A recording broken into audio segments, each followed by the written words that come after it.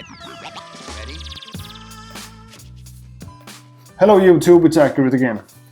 Last week I made a video where I made a track on the OP-1 together with the Drumbrute. And the video that you're watching right now is just going to be a video all about the Drumbrute, my thoughts about it, and kind of a video review, I guess. So let's just get straight into this. And here she is.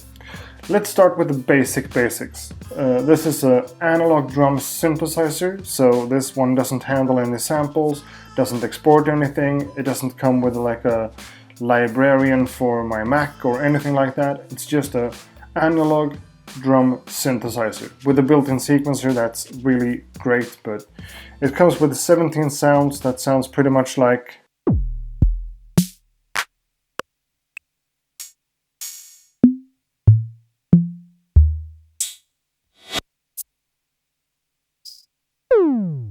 that. All of the sounds have a level control that's just controlling the volume, and most of them have a pitch or a tone function as well to change that parameter. The kick and the snare has two parameters that the other ones doesn't have, and some of them also have the decay knob that's controlling the length of the sound. Let's take the hand clap for instance. That's the tone or the pitch, and this is the decay. The closed hi-hat,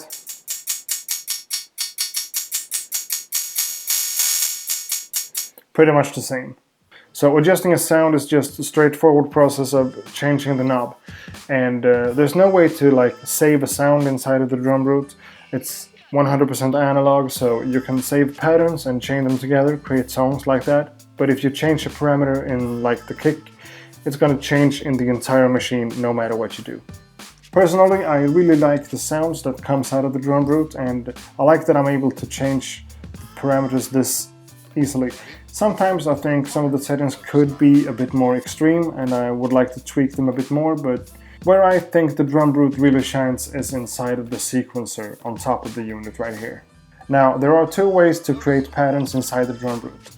The first one is the traditional way of working with the step sequencer up here, and the other one is just to be able to record your pattern playing live inside of the machine. Let's lower the tempo to like 91 and step mode with a closed hi-hat on straight quarter notes. Let's add a snare to that on 5 and 13. And next up, let's go to the cymbal. Lower the decay, makes it sound more like a hi-hat. And let's just hit record and play.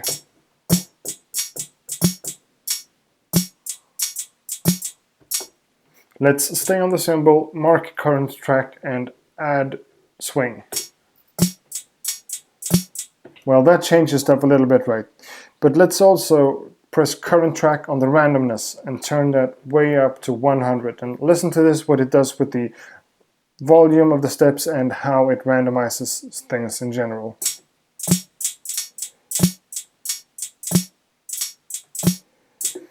Now I lost control over it. I love that function. The randomness is just awesome. Now I want to show you another thing, so let me just turn down the volume of the cymbal and start working with the maracas. I want to hold shift and press the record button.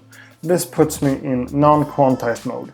Well, I don't want to say that non-quantized or unquantized is the right term here, because whatever I record in the unquantized mode is still getting quantized by some numbers. I don't understand the mathematics of this, but I want to give you an example on how it works.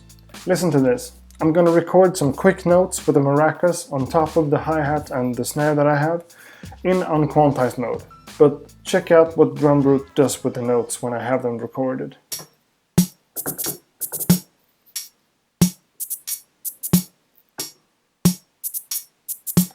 So that's not the same thing as I recorded, right? The Drumbrute is doing something with the timing of the notes even if I record it in non-quantized mode. I'm used to working inside of a machine or in Logic, and when I turn quantization off, it's just 100% off, and that's not the case with the Drumbrute. If I stay on the maracas and I put some swing on that track,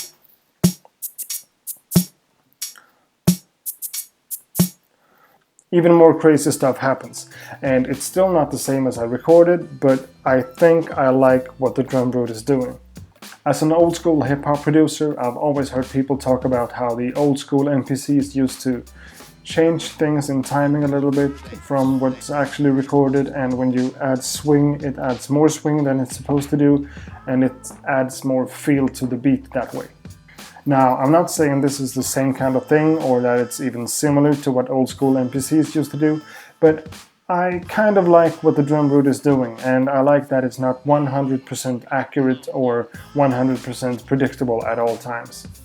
And let's say that I'm working in polyrhythmic mode and I'm adding notes this way, unquantized but still a bit quantized, or I don't know what to call it. Plus I'm adding swing to individual sounds and randomness to individual sounds. I think I'm able to create rhythms and patterns here that just wouldn't come naturally for me on machine or inside of Logic. This is another small thing that's cool with the sequencer. Let's say I want to add a step right there. It sounds like that. But I can hold that and pick 1, 2, 3 or 4 hits. Let's go to 4. Now that's not useful for me because I'm a boom bap kind of producer, but if you're making trap or things where the hi-hats are supposed to go really fast, I guess you can use this function pretty well. Well, I don't know. But let me just give you one last tip on this drum machine for today. I tend to like kick 2 way more than I like kick 1. What I realized is that the low tom sounds really cool pitched to the lowest setting, and that goes really well with kick 2.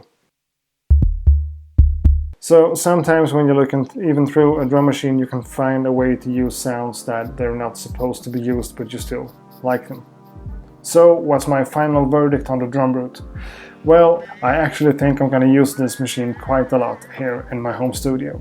I am a sample-based hip-hop producer and I sample drums from vinyl most of the time. But I think this is a really nice way to beef up some of my drum sounds from old records. Normally when I sample drums, I'm looking for like one kick drum with a good punch and another one with a nice tone. And then I mix them together and work in layers like that.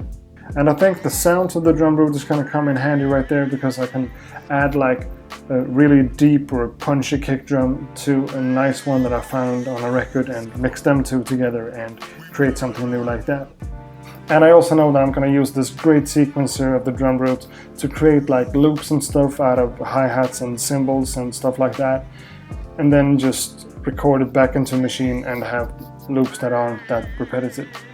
And I also need to add that it feels really good to have a proper analog piece of kit standing in my home studio that I know that I can just fire up anytime that I want and just start fiddling on stuff without having to worry about settings, drivers, stuff like that. And that's about it. So please hit me up in the comment section below if you have any questions about the Drumbrute, if you want me to make more videos like this where I go over one specific piece of kit that I have in my home studio. Comment, thumbs up, subscribe, all that good stuff. Thanks a lot for watching and see you next week, I think. Bye.